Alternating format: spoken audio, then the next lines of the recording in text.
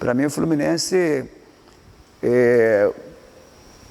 faz parte da minha família, porque me deu tudo, me deu a oportunidade de ser pessoa, de vencer na vida, entende? Então eu posso dizer mais, entende? Sou muito agradecido.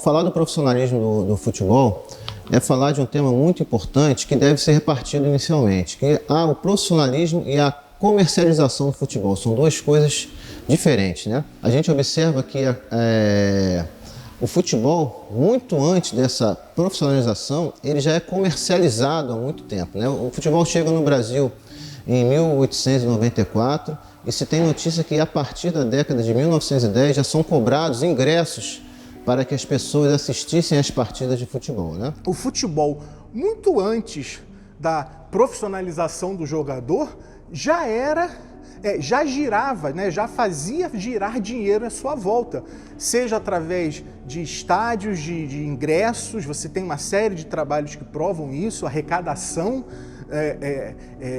não só arrecadação com ingressos de arquibancada, mas aumento, por exemplo, do número de venda de jornais, porque as pessoas tinham interesse nas informações esportivas. Você passa a ter toda uma rede de apostas que movimenta a cidade. Interessante e curioso dizer que até mesmo o dono do morro aqui, ao lado do Estádio Laranjeiras, lucrava, porque ele também vendia os espaços no alto do morro para que as pessoas, né, pudessem assistir os jogos no Estádio Laranjeiras, né? Todo mundo lucrava, menos um personagem nisso tudo, que é justamente o precursor disso tudo, que é o jogador de futebol. E esse atleta, e esse jogador que estava lá mostrando o seu desempenho, mostrando o seu talento para um público, porque era cobrado ingresso, o que acontecia com ele? O que acontecia? Ele recebia simplesmente trocas, porque o futebol era amador.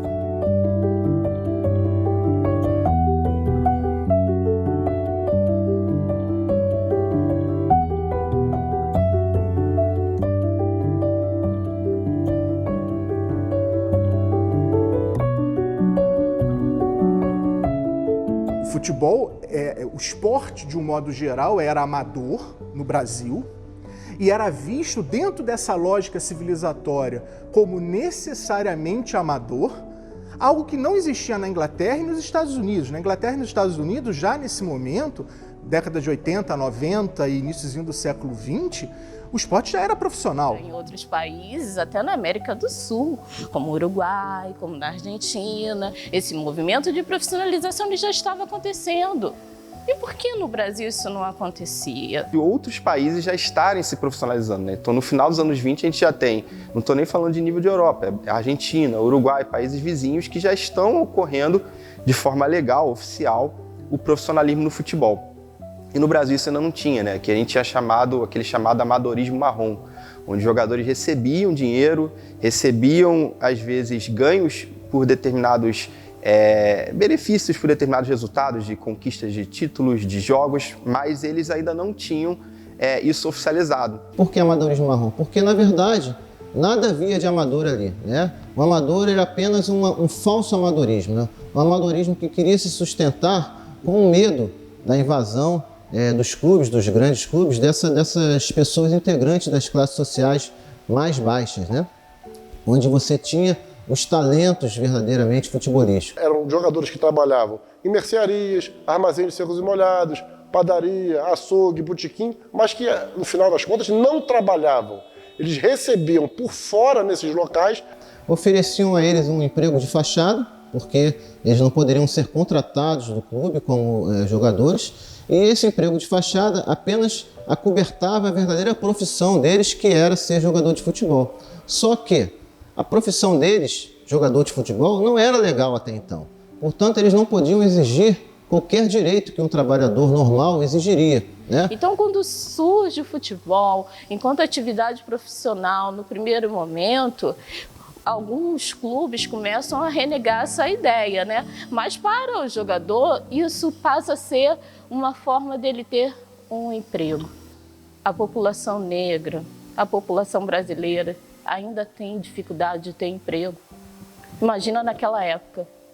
Imagina pouco tempo, assim, acabando a escravidão, como era o racismo. Se hoje a gente briga pelo racismo o tempo todo. Essa valorização que as pessoas negras, em especial representada pelos movimentos negros, vem trazendo desde o início desse território chamado Brasil, os afrodescendentes, desde que aportaram nessa terra, nesse território, eles vêm construindo um lugar para que as pessoas negras possam sobreviver, né?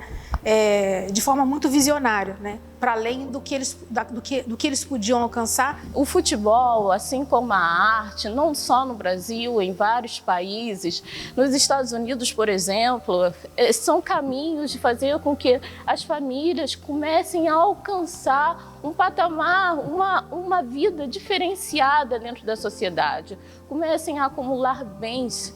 As famílias pobres, elas pensavam em mecanismo de acumular bens, e as famílias negras necessitavam desse mecanismo.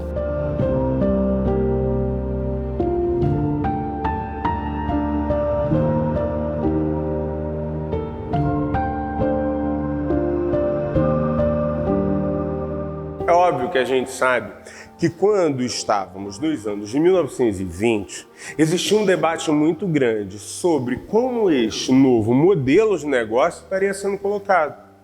Não precisa ir muito longe.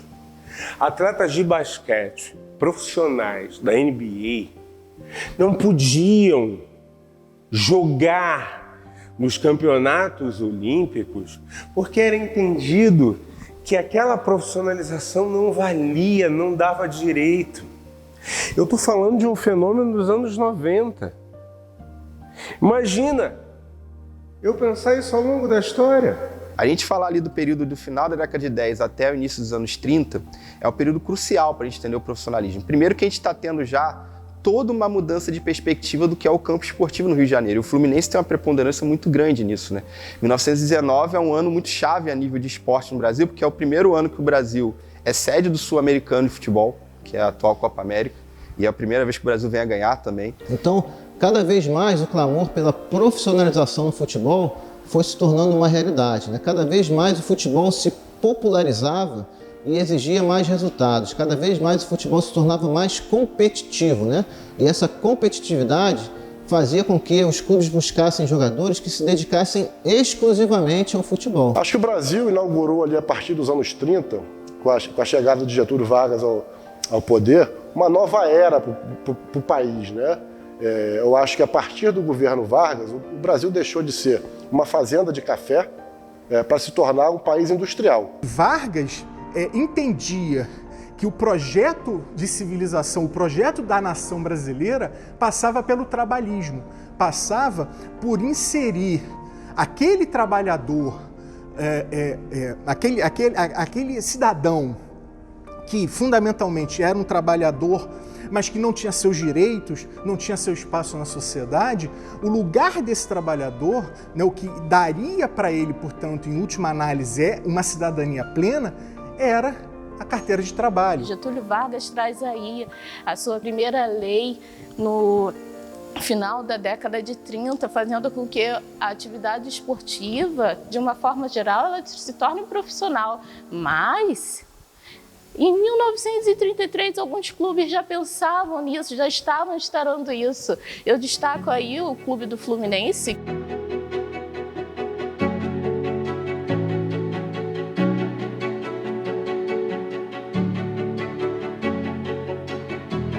E falar de Arnaldo Guini, de tudo que esse rapaz fez, tudo que esse homem fez, não só pelo Fluminense, bem como futebol carioca, o futebol nacional, e que sim, isso refletiu no mundo, né?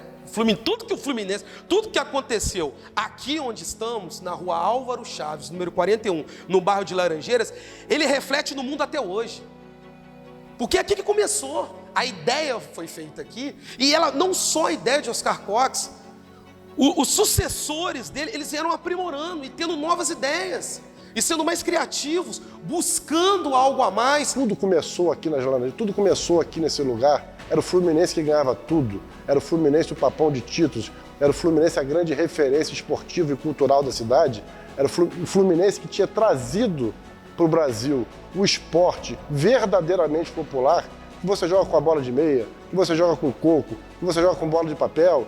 O Fluminense ser um clube de futebol, né, naquele momento, né, onde você tinha o remo como o esporte, é por si só algo muito significativo e que as pessoas não falam, né? E que as pessoas omitem, e que não é interessante para as pessoas colocarem à tona esse lado da história do Fluminense. O Fluminense foi o clube que, através de Arnaldo Guille e sua comissão, profissionalizou. Quer dizer, foi um dos membros fundamentais para a profissionalização do futebol. Ou seja, tornar aquele cidadão como um atleta, mas um cidadão reconhecido socialmente, carteira de trabalho, direitos trabalhistas, reconhecido pela sociedade.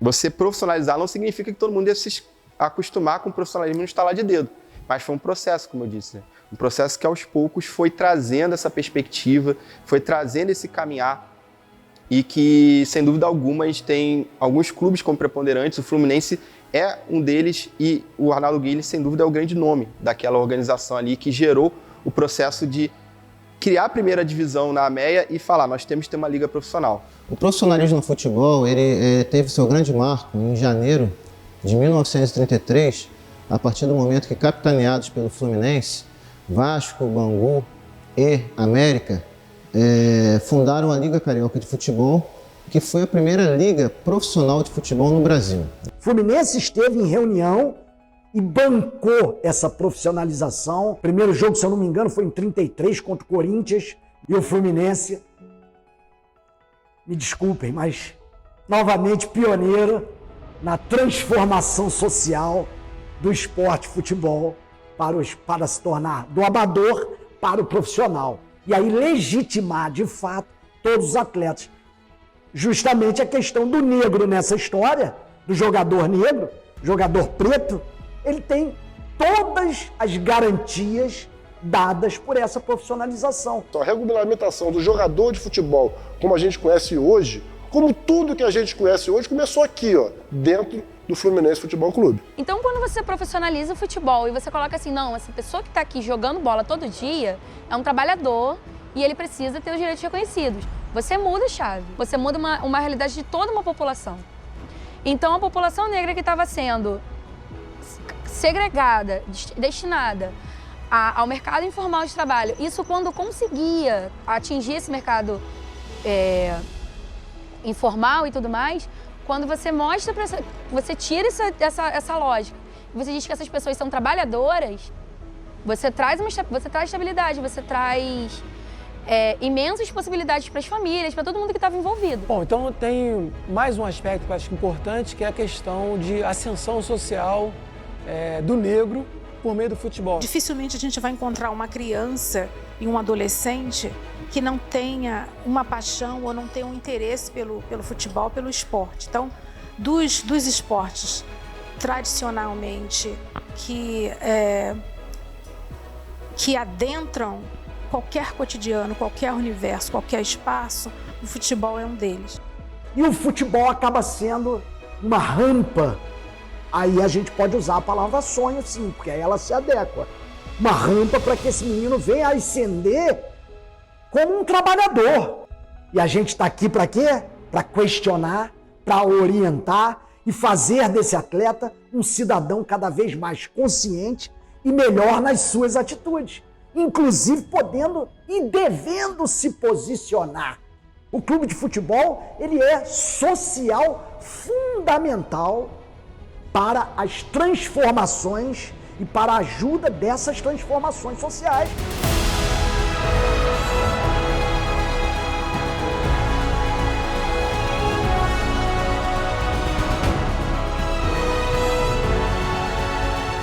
Sou um agradecido de ser formado como pessoa, como homem, como educação que o Fluminense me deu.